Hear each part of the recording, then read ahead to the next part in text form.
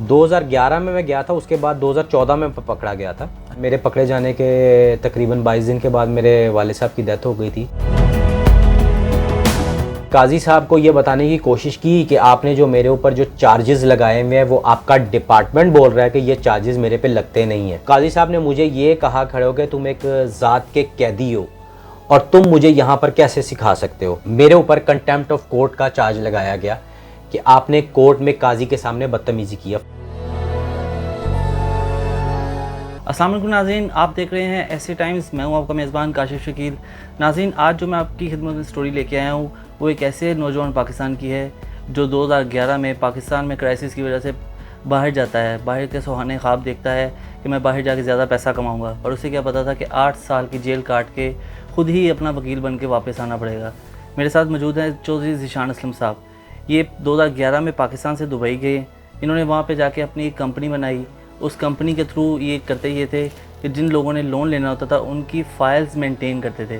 फिर ऐसी एक फ़ाइल मेंटेन की कि इन पे ही इल्ज़ाम लग गया कि इन्होंने 1.9 मिलियन दिरहम बैंक से विड्रॉ किए और इन पे इल्ज़ाम लगा और ये 8 साल की कैद काटी। ये ट्रेजेडी का शुरुआत कहाँ से हुई, कैसे हुई और एंड कहाँ पे हुआ, ये बताएं ज़रा। मेरे साथ जो भी हुआ, जो भी चीज़ हुई, वो सिर्फ इसी वजह से हुई क्योंकि मेरा उठना बैठना कुछ अच्छे लोगों के साथ नहीं था। मेरी इन्वॉल्वमेंट कुछ भी नहीं थी इस चीज़ में, जो भी मेरे साथ हुआ। वो लोग क्या पाकिस्तान से ही आपके साथ गए थे या दुबई में मिले?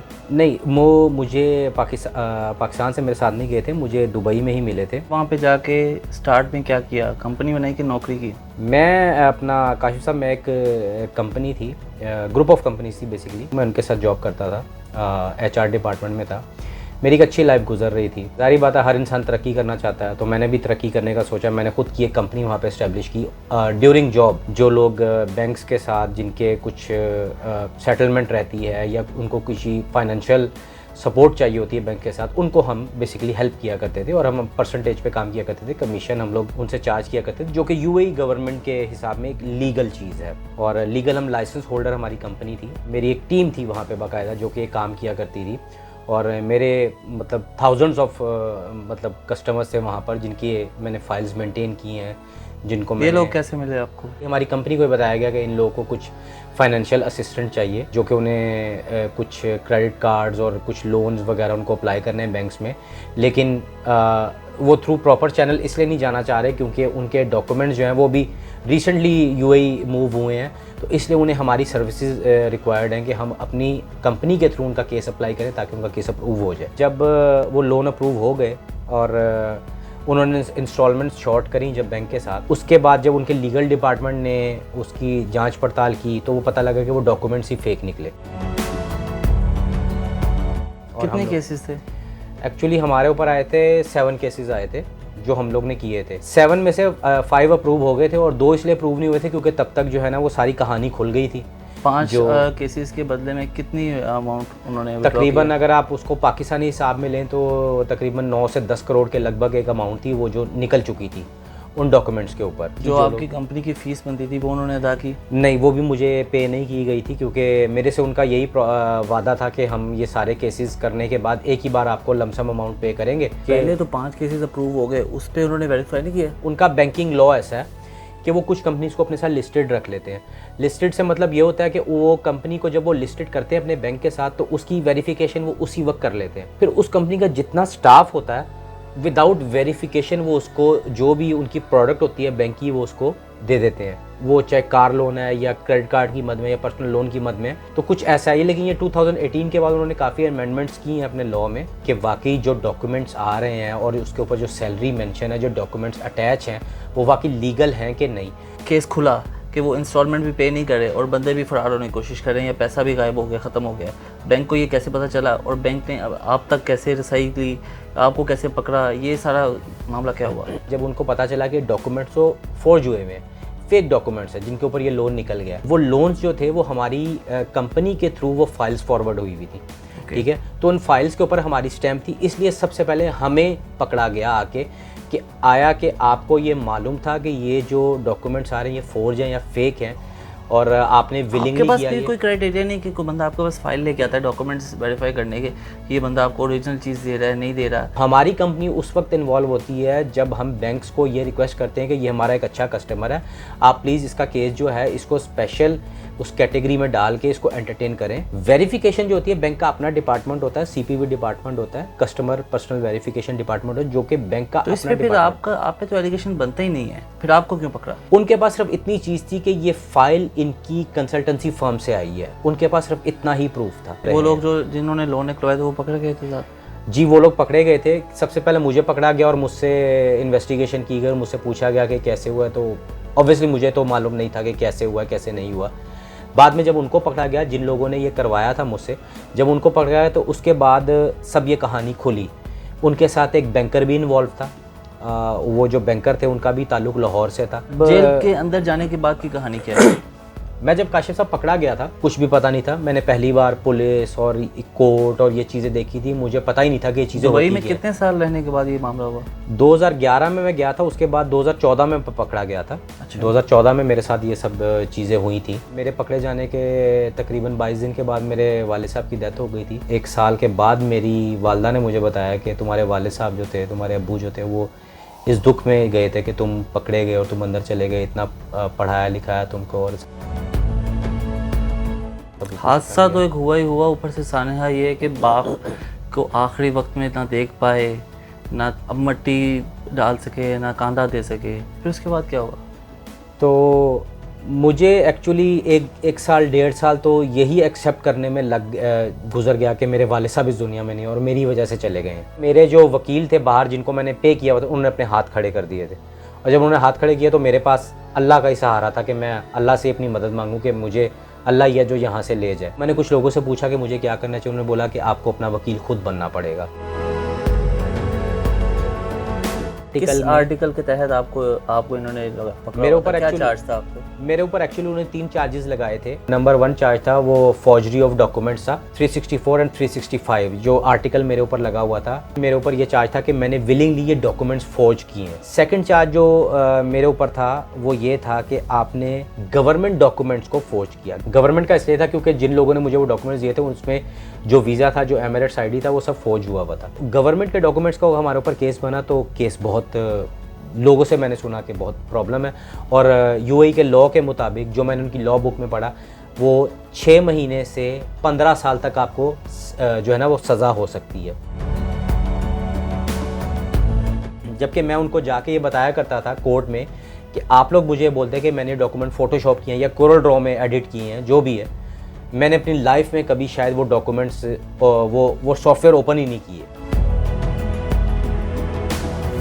फर्स्ट ऑफ ऑल मेरे ऊपर ये चार्ज था कि मैंने ये डॉक्यूमेंट्स खुद बनाए हैं। सेकेंडली मेरे ऊपर ये चार्ज था कि मैंने चेक साइन किए हैं और चेक साइन करके मैंने पेमेंट निकाली है। वो डॉक्यूमेंट मेरे पास प्रूफ है, जो उनकी फोरेंसिक डिपार्टमेंट कह रही है कि जो वीडियो में जो बंदा है वो ये नहीं है। जिसने चेक्स के ऊपर साइन किए हैं या जिसने कैश विड्रॉ किया है कैश काउंटर से, वो भी ये बंदा नहीं है। उनकी सीआईडी की जो रिपोर्ट है जी, ये उनके गवर्नमेंट डिपार्टमेंट कह रहा है, ये मैं नहीं कह रहा हूँ। उनका ही गवर्नमेंट डिपार्टमेंट उनके साथ लड़ रहा है मेरे लिए कि ये बंदा इन्वॉल्व नहीं है किसी चीज़ में, इस बंदे की हर चीज़ नेगेटिव आती है, इस बंदे को आप लोगों ने पकड़ा क्यों है।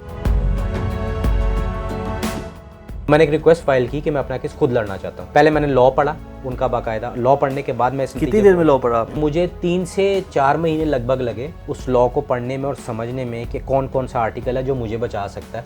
फिर आप जज के पास जाके क्या कहते थे? जज आपके से क्या कहता था? क्या मुकालमा होता था आपका? वहाँ पर जजेज जो सब इजिप्शियन है और इजिप्शियन लोग को सबसे बड़ा प्रॉब्लम ये है कि वो हमारी लैंग्वेज नहीं जानते, उर्दू और इंग्लिश कुछ भी नहीं जानते, उनके साथ अरबी में बात करनी पड़ती है। तो पहले मैंने अरबी सीखी, फिर मैंने उनका लॉ पढ़ा, लॉ सीखा, इसलिए मुझे 3 से 4 महीने उन चीज़ों को समझने में और देखने में लग गए। काजी साहब को ये बताने की कोशिश की कि आपने जो मेरे ऊपर जो चार्जेस लगाए हुए हैं वो आपका डिपार्टमेंट बोल रहा है कि ये चार्जेस मेरे पे लगते नहीं हैं क्योंकि मैं इन्वॉल्व नहीं हूँ किसी। आपका डिपार्टमेंट जो फॉरेंसिक डिपार्टमेंट, आपका गवर्नमेंट का डिपार्टमेंट है जो ये बोल रहा है कि मेरे ऊपर ऐसी चीज़ कोई भी नहीं लगती। तो काजी साहब ने मुझे ये कहा खड़े हो गए, तुम एक ज़ात के कैदी हो और तुम मुझे यहाँ पर कैसे सिखा सकते हो, तुम्हें किसी भी किस्म का ये राइट नहीं दिया गया। मेरे ऊपर कंटेम्प्ट ऑफ कोर्ट का चार्ज लगाया गया कि आपने कोर्ट में काजी के सामने बदतमीजी किया। जो पब्लिक प्रोसिक्यूटर थे वो मेरे अगेंस्ट थे, उन्होंने वो हर 2 महीने की डेट ले लिया करते थे आके कि हम इस बंदे के ऊपर प्रूफ लाएंगे, और जब वो डेट लिया करते तो मुझे ये कह के वापस भेज दिया जाता था जेल में कि ठीक है 2 महीने के बाद आपकी ये तारीख है, आप इस तारीख में आएँ। ऐसे करते करते कितने साल गुजर गए? ऐसे करते करते सर तकरीबन 8 साल गुजर गए। और मैं अभी पाकिस्तानी गवर्नमेंट में किसी ने कोई रब्ता नहीं किया? मैंने इन 8 सालों में एम्बेसी सिर्फ 2 बार वहाँ पर देखी, वो भी जब एम्बेसी मुझसे मिलने आई मेरे आखिरी दिनों में, ठीक है, वो भी सिर्फ इस वजह से क्योंकि मेरे घर वालों ने अप्रोच किया था। खैर उन्होंने मुझसे पूछगछ करी है कि आपका क्या केस है, क्या प्रॉब्लम है। उन्होंने बताया कि मेरे ऊपर कोई केस नहीं है, मुझे बिला वजह बिठाया हुआ है एक अंडर इन्वेस्टिगेशन केस में, और उस केस में जो लोग इन्वॉल्व हैं उनको ऑलरेडी जजमेंट हो चुका है 15-15 साल का, जो कि अपनी सज़ा काट रहे हैं, जबकि मैं यहाँ पर बैठा हूँ, मुझे कुछ सज़ा भी नहीं दे रहे, ना मुझे बाहर छोड़े ना मुझे कोई सज़ा दे रहे हैं। पाकिस्तानी कॉन्सुलेट ने काजी को कहा कि आपको रिहा कर दे, या काजी से आपका कोई अपना भी मुकालमा हुआ था? काजी ने मुझे इस चीज़ को कंफर्म किया था खुद से कि तुम्हारे लिए पाकिस्तान फॉरेन मिनिस्ट्री से रिक्वेस्ट आई है कि जब इस बंदे के ऊपर कोई केस नहीं है, कोई चार्ज नहीं, तो इस बंदे को हमको लेके जाने दें। इतने सालों से एक बंदा बगैर किसी प्रूफ के आप लोगों ने उसको अंडर इन्वेस्टिगेशन बिठाया हुआ है। क्योंकि ये चीज़ मुझे अगर पाकिस्तानी एम्बेसी कहे कि उन्होंने किया था तो मैं शायद नहीं मानूंगा, क्योंकि मुझे मालूम है कि वहाँ पर 12 से 15 हज़ार पाकिस्तानी ऐसे बैठे हुए हैं जिनको पता ही नहीं कि उनके ऊपर केसेस क्या क्या है, और पाकिस्तानी गवर्नमेंट कुछ नहीं कर रही। जो जेल के अंदर है? जी, जो जेल के अंदर है, मतलब जो उनकी 7 स्टेट्स हैं वहाँ पर। मुझे ये बताइएगा कि काजी के साथ आपका आखिरी मुकालमा क्या था जिस पे उसने आपको रिहा कर दिया? 17 नवंबर की डेट थी, मुझे आज भी याद है, 2021 की। मैं बहुत थक गया था उन चीज़ों से ना, बार बार कोर्ट जा के और बहस कर के उनसे। तो मैंने काजी के साथ एक ऐसी बहस की, मुझे पता था कि ये मेरी आखिरी बहस हो सकती है, या तो इस बहस के बाद मेरा कुछ बहुत बड़ा जजमेंट आ जाएगा या मुझे बरी कर दिया जाएगा। दोनों सूरतें मेरे सामने थी। तो मैंने काजी साहब से सिर्फ इतनी जाके बात करी कि मैंने कहा काजी साहब देखें, आप वक्त के काजी हैं, आपकी कलम ने जो भी करना है, अल्लाह ने आपको इस काबिल समझा कि उन्होंने दुनिया में आपको काजी बनाया है, ठीक है, लेकिन जब अल्लाह की बारगाह में मैं जाऊँगा तो मैं आपको कभी भी माफ़ नहीं करूँगा इस चीज़ के लिए, क्योंकि आपने मेरे साथ ज़्यादती की। आपके हाथ में है सब कुछ, लेकिन आपको पता भी है कि मैं बेगुनाह हूँ, मैं बेकसूर हूँ, मैंने कुछ नहीं किया। ये सब बातें करने के बाद शायद मुझे लगा कि उनके दिल को कोई बात लगी है, तो उन्होंने उस दिन मुझे बड़े जो है ना वो भरे लहजे में बोला कि अगर आज तुम्हारी पब्लिक प्रोसिक्यूटर तुम्हारे ऊपर प्रूफ नहीं लाएगी तो आज मैं तुमको इन सब इल्ज़ामों से बरी जमा कर दूंगा। तो जब मैं आ गया वहाँ से वापस ये सारी बात करके, तो दोपहर को मुझे पता चला कि मुझे क्लीन चिट मिल गया वहाँ से। पब्लिक प्रोसिक्यूटर जो थी वो आपके खिलाफ कोई सबूत ना ला सकी? जी, वो बिल्कुल मेरे ऊपर कोई प्रूफ ना ला सकी, क्योंकि इतने सालों में जब वो कोई प्रूफ ना ला सकी, क्योंकि काजी साहब की भी एक जो है ना वो एक लिमिट थी।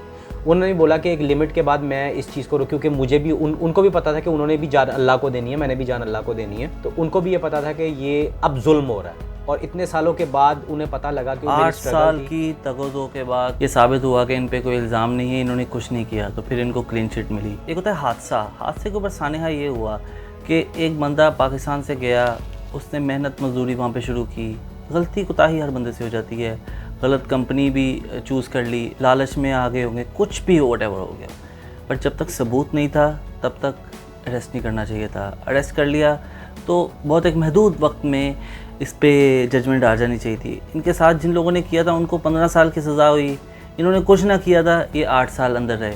उसके बाद वालिद का इंतकाल, ये ऐसे हादसात होते हैं, उसके ऊपर सानेहा ये होता है कि वो सारी ज़िंदगी के लिए एक पछतावा बन के रह जाते हैं। आखिर में बस यही एक मैसेज है कि अपनी कंपनी को देखना चाहिए कि कौन सी कंपनी में हमने बैठना उठना है, और लालच नहीं करनी चाहिए।